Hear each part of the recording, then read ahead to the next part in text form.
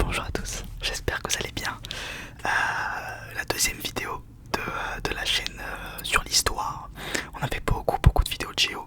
Aujourd'hui c'est l'histoire, on reapprend l'histoire ensemble. Après la préhistoire c'est l'Antiquité.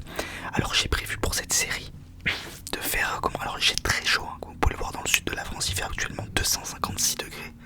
C'est un enfer. Donc j'ai prévu pour cette vidéo, enfin pour cette série pardon, de faire une vidéo par période historique, donc préhistoire, antiquité, moyen-âge, temps moderne et époque contemporaine. Donc on survole le sujet et ensuite on ira dans des trucs un peu plus précis sur des, je sais pas, des batailles, des trucs comme ça dans des époques particulières. Voilà. Je trouve que c'est pas mal. C'est, je pense, le mieux à faire parce que faire séquencer, ça, je vais perdre du monde. Donc là, on a les grandes bases. Et si vous réapprenez avec moi, et ben écoutez, tant mieux. Avant que la vidéo ne commence, je vous en avais parlé déjà il y a deux vidéos, si je dis pas de bêtises. Le bandeau Sliptunes. Alors, qu'est-ce que c'est que ce bandeau? C'est vrai que je vous l'avais pas montré dans la vidéo, deux vidéos auparavant. C'est une collaboration sur la chaîne. Alors, qu'est-ce que je kiffe ce truc? Alors en gros, si vous êtes comme moi, regardez de l'ASMR, je me doute que oui. Si je mettais la caméra à droite, ça serait un peu mieux. Je vous laisse dans les coulisses. Donc je disais, si vous regardez de l'ASMR avant de vous endormir, et donc logiquement, pardon si ça bouge, logiquement dans le lit, vous savez que dormir avec un casque ou avec des écouteurs, ce n'est pas faisable, hein, malheureusement. Donc c'est pour ça que ce petit objet a été inventé. Alors à quoi ça sert? C'est un bandeau avec deux écouteurs, donc un casque en réalité, un casque qui se met en bandeau, je vais le mettre juste après. Vous avez deux écouteurs plats, donc plats vraiment, attends, je vais essayer de vous montrer. Là c'est le bas et là c'est le, oui c'est plat comme ça, c'est ça là exactement.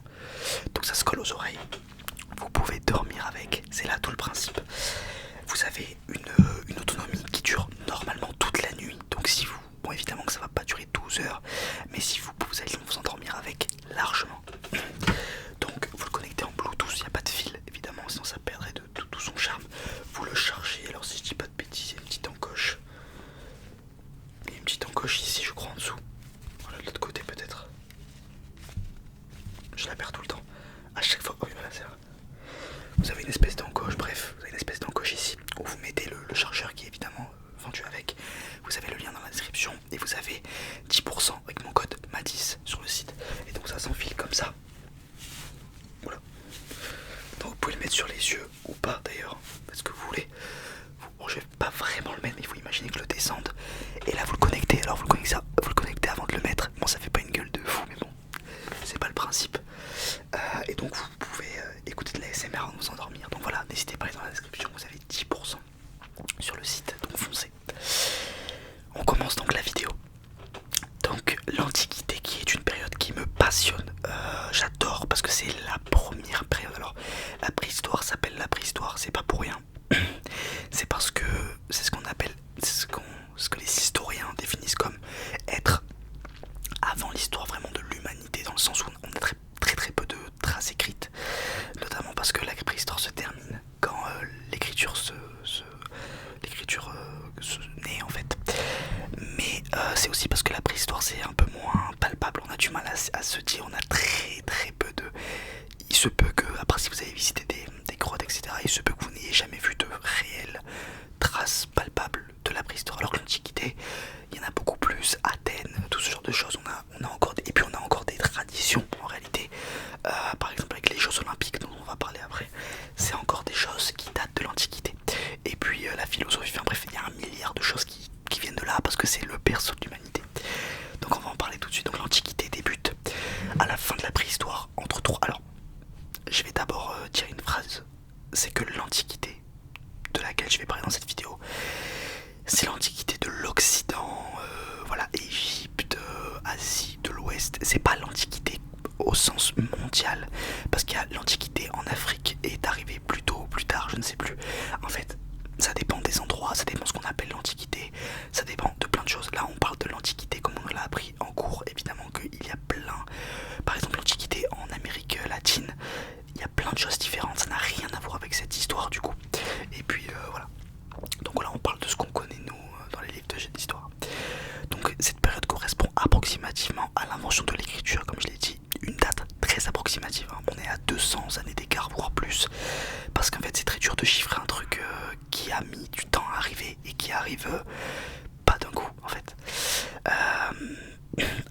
Ok. Et aussi parce qu'elle n'est pas arrivée partout dans le monde en même temps. L'écriture est peut-être arrivée en Asie en premier, puis avant d'arriver en Europe, enfin bref, ça peut mettre des centaines, des siècles en fait, donc c'est normal. L'invention de l'écriture mériterait une vidéo à elle seule. Pour résumer, l'être humain est passé par de nombreuses étapes. Je lis mon texte que j'ai écrit et qui a été corrigé par ChatGPT si vous voulez tout savoir, les coulisses. Donc l'être humain est passé par de nombreuses étapes. Des rébus, on l'apprend d'ailleurs en cours de l'histoire, des rébus, des signes, par exemple pour compter les bêtes, on mettait des barres, ça, exactement d'où viennent les siècles, enfin je veux dire l'écriture romaine, les chiffres romains, voilà je vais y arriver. Donc des signes, puis des combinaisons de signes pour former des mots. Par exemple, j'en ai vu un sur Wikipédia, en gros qui disait que pour dessiner le mot chapeau par exemple, on dessinait un chat, puis un pot, une espèce de pot, et ça voulait dire chapeau. En fait on faisait comme ça. Bon là c'est un exemple qui n'a sûrement jamais existé, mais vous voyez ce que je veux dire. Donc ce processus a duré des milliers d'années avant de donner naissance à l'écriture telle que nous la connaissons aujourd'hui. Donc là je sais même pas si l'écriture telle que nous la connaissons aujourd'hui date réellement de l'Antiquité, tellement que ça a été long. Alors il faut aussi savoir que l'écriture n'a pas été inventée pour raconter des histoires, mais surtout pour des besoins pratiques. Compter, gérer les stocks, noter les lois, c'est ça les premiers, la base de l'écriture. Et puis c'est encore en grande partie le cas. Alors évidemment qu'on édite des livres, qu'on écrit des histoires, mais l'écriture ça a surtout un sens logique et ça répond à un besoin humain évident. Elle était surtout utilisée par les élites. Alors ça a duré jusqu'à très longtemps, les scribes, et pas par tout le monde. Ça a duré très longtemps, très longtemps, jusqu'au Moyen-Âge, voire après. Il y a encore des gens qui sont, je sais pas si illettrés, c'est pas un peu trop fort. Alors je crois que c'est littéralement le mot, mais je crois qu'il y a un autre mot. Du moins il y a des gens qui ne savent pas lire et écrire malheureusement, et c'est la pire chose, c'est ce pourquoi il faut lutter. Ça empêche beaucoup trop de choses dans la vie de ne pas savoir lire et écrire. Et au Moyen-Âge, il y avait plein de populations opprimées, de pauvres, les pauvres en général, de toute façon, opprimés par les bourgeois parce qu'ils n'avaient pas accès à l'écriture et donc aux textes savants et donc à l'éducation et donc à gravir les échelons enfin bref, c'est un cercle vicieux. Mais donc voilà, dans cette vidéo je vais me concentrer uniquement sur l'Antiquité au Moyen-Orient. Donc comme je disais tout à l'heure, nous parlerons de l'Antiquité en Europe, en Afrique, en Amérique, etc. plus tard. Mais disons que ce dont on va parler aujourd'hui, c'est l'Antiquité, voilà, l'Antiquité. Donc le début de l'Antiquité est marqué par l'apparition de l'écriture, comme je l'ai dit, notamment en Mésopotamie. Alors la Mésopotamie, même moi, alors c'est un mot dont je me rappelais, évidemment, je l'avais déjà entendu, mais alors où c'est la Mésopotamie? C'est l'Irak et la Syrie, avec un petit peu du nord et du sud. Bref, c'est le Moyen-Orient, c'est là-bas, voilà, c'est à nous, à notre droite, enfin, où est-ce que, si vous regardez un planisphère, c'est à notre droite, sud-est, je dirais, et en Égypte. Donc la Mésopotamie et en Égypte, hein, c'est pas au même endroit. Et puis l'Égypte, alors de ce que j'ai compris, j'ai cherché plusieurs sources, mais l'Égypte, c'est toujours appelé l'Égypte. Alors ça veut pas dire qu'on le prononçait tel quel, mais il n'y a pas eu de changement de... C'est comme par exemple, comment on appelle ça, en Europe il n'y a pas si longtemps, il y avait la Yougoslavie, si je dis pas de bêtises, qui a été changée par des pays, voilà, maintenant on a les noms différents. Mais je veux dire, ça s'est pas toujours prononcé de la même manière, c'était pas le même mot. L'Égypte, ça a toujours été l'Égypte, voilà, je pense. J'ai pas trouvé de contre-exemple, donc ces deux régions sont considérées comme les berceaux de l'Antiquité, comme je l'ai dit. La Mésopotamie et l'Égypte voient naître les monarchies, qui instaurent des divisions, mais parviennent tout de même à perdurer pendant des millénaires. Donc là, l'Antiquité et la préhistoire, quand on parle de choses qui se passent, c'est très long, ok, c'est pas comme l'époque contemporaine, c'est très long, ok. Y a pas genre le 20 juillet 402 puis le 12 mai 403. En fait ça met des années, ça met des millénaires à se faire, mais c'est normal, on est au début de l'humanité, mais ça met des millénaires. Il faut imaginer que ce sont les premières grandes civilisations avec des villes, des temples, des rois, des taxes et même des écoles. Bon là, les écoles c'est quand même des endroits très précis, et puis c'est réservé évidemment à l'élite, mais voilà, des rois, des temples, c'est encore des trucs, bon évidemment qu'on a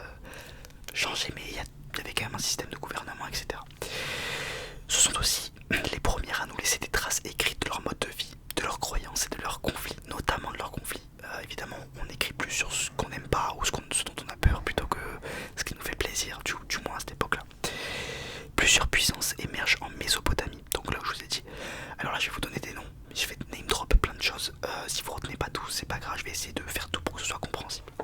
Donc plusieurs puissances émergent en Mésopotamie, donc en Irak, en Syrie actuelle, comme la Syrie au nord. Donc au nord de la Syrie et de l'Irak, il y a la Syrie, donc je pense que le mot Syrie vient pas de nulle part.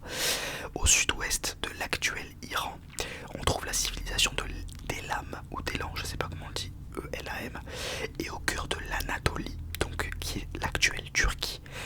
On reste quand même dans ces endroits-là, vous comprenez où on est. Né alors H-I-T-T-I-T-E-S, donc les Hittites, je suppose. Vers 1000 avant Jésus-Christ, la Syrie domine une grande partie du Moyen-Orient et englobe les nouvelles civilisations apparues au cours du dernier millénaire. Donc la Syrie, celle dont je vous ai parlé au début, qui est apparue au nord, commence à dominer toutes celles dont je vous ai parlé après, donc les Hittites, les Elam, et on parle encore une fois, on parle en millénaire, hein, ça met des milliers d'années, et elle domine tout ça. Puis l'empire babylonien, donc ça c'est un mot important, dirigé plus tard par les Perses, prend le relais et s'empare des territoires de Mésopotamie et d'Égypte. À cette époque, il s'agit du plus grand empire du Moyen-Orient. Je pense que c'est même le plus grand empire du monde, si je dis pas de bêtises. Je sais plus, je crois que si je l'ai pas mis, c'est que c'est pas le cas. Alors, l'empire babylonien, dirigé plus tard par les Perses, donc tout ce dont je vous ai parlé au début, de la Mésopotamie, de l'Égypte, ça y est, Babylone a pris l'entièreté de ce territoire, donc là où la plupart des gens sont concentrés à cette époque-là. Puis, et à cette époque, il s'agit du... Ouais, je vous l'ai déjà dit. Après ces évolutions, on entre dans ce qu'on appelle l'Antiquité classique. Donc c'est l'Antiquité qu'on apprend vraiment au lycée, au collège, la période la plus connue et celle à laquelle on pense quand on évoque l'Antiquité, avec les civilisations grecques et romaines. Donc c'est les Doges, c'est Athènes, c'est Rome. Voilà, là on va être un peu plus dans ce qu'on connaît. Donc cette période commence en 776 avant Jésus-Christ. Donc là en gros tout ce qui s'est passé, tout ce dont je vous ai raconté depuis le début de la vidéo, ça s'est passé entre 3400 et 3200 avant Jésus-Christ jusqu'à 776 avant Jésus-Christ. Donc à peu près 2800 ans, ok, à peu près. 2000, oui, à peu près, parce qu'on n'est pas sûr clairement sur l'écriture. Ok, donc cette période commence, donc l'Antiquité classique commence en 776 avant Jésus-Christ avec les premiers Jeux Olympiques. La civilisation grecque telle qu'on la connaît émerge de cultures antérieures dont je ne vais pas vous citer parce que ça va enfin à part si vous les connaissez, mais ça ne va rien vous évoquer. Il faut comprendre qu'en gros là où se situe la Grèce actuellement, eh bien il y avait plein, tout comme dans tous les pays du monde à cette époque-là, il y avait plein de communautés, et donc toutes ces communautés se sont rassemblées autour de la Grèce, de Athènes. Au fil de l'histoire, elle conquit une grande partie, donc là je parle de la Grèce, hein, au fil de son histoire, la Grèce conquit une grande partie du sud de l'Europe, notamment le sud de l'Italie, Chypre et d'autres régions autour de la Méditerranée. C'était un très grand empire. Bon, la Grèce c'est pas nouveau, je vous apprends rien sur le fait que c'était une base importante de l'Antiquité. Elle rayonne grâce à des cités comme Athènes, donc je l'ai dit, résiste aux attaques de l'Empire perse qui dominait tout le Moyen-Orient à cette époque-là, et connaît son apogée avec Alexandre le Grand, dont on va parler rapidement. C'est un conquérant qui étend son empire sur une vaste partie du monde antique. Alexandre le Grand n'est d'ailleurs pas juste un conquérant, j'avais besoin de le dire, d'en parler, parce que c'est vrai que je me souviens pas trop de ce mec, je me souviens juste de son nom, et c'est ça le but de ces vidéos, c'est de se rappeler qui sont ces gens, qu'est-ce qu'ils ont fait.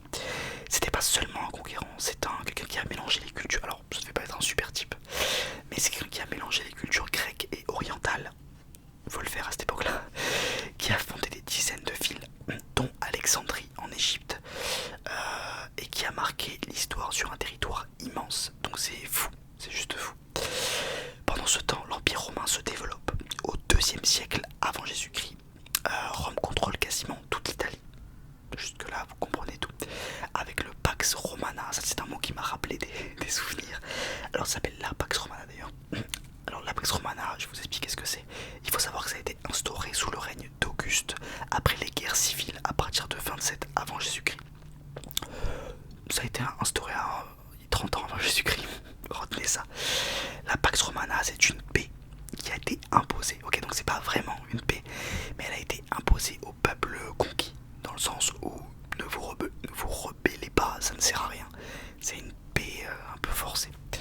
l'Empire romain étend sa domination sur la quasi-totalité de l'Europe méditerranéenne, une partie de l'Asie occidentale et le nord de l'Afrique, donc le Maghreb. Vous avez déjà tous vu cette image de l'Empire romain à son apogée. C'est, je crois, le plus grand empire du monde, si je dis pas de bêtises. En tout cas, dans mes souvenirs, j'en connais pas d'autres. Ça englobe quasi toute l'Europe, la France, un peu une partie du Royaume-Uni, le Maghreb, là-bas, enfin bref, ils savaient tout, Euh, la fin de l'Antiquité, alors tout comme son début, elle fait débat. Alors c'est pas débat en mode non c'est faux, c'est juste comment on se place par rapport à la fin, quand est-ce qu'on pense que c'est le début du Moyen-Âge, voilà. Donc tout dépend du point de vue et des critères retenus. Un repère souvent utilisé est la déposition du dernier empereur romain d'Occident, Romulus Augustule, en 476 après Jésus-Christ. Donc quand je dis pas avant, c'est que c'est après.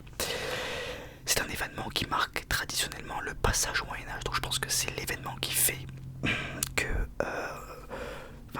qu'on nous apprend en cours. Mais c'est donc voilà, c'est ça qui fait, donc c'est en 476 qu'on passe à l'époque du Moyen-Âge. J'espère que je vous ai bien résumé toute cette vidéo. Avant que vous ne partiez, faites un tour sur Sliptunes les amis, le lien dans la description. Et surtout dites-moi si j'ai fait des erreurs dans les commentaires, c'est très important parce que j'ai besoin d'un retour. J'ai croisé quelques sources mais je vous avoue que je suis pas historien, donc j'ai pas ma propre validation. J'espère que ça vous plaît, ce type de vidéo vous plaît, et je vous dis à dans 4 jours. Merci beaucoup.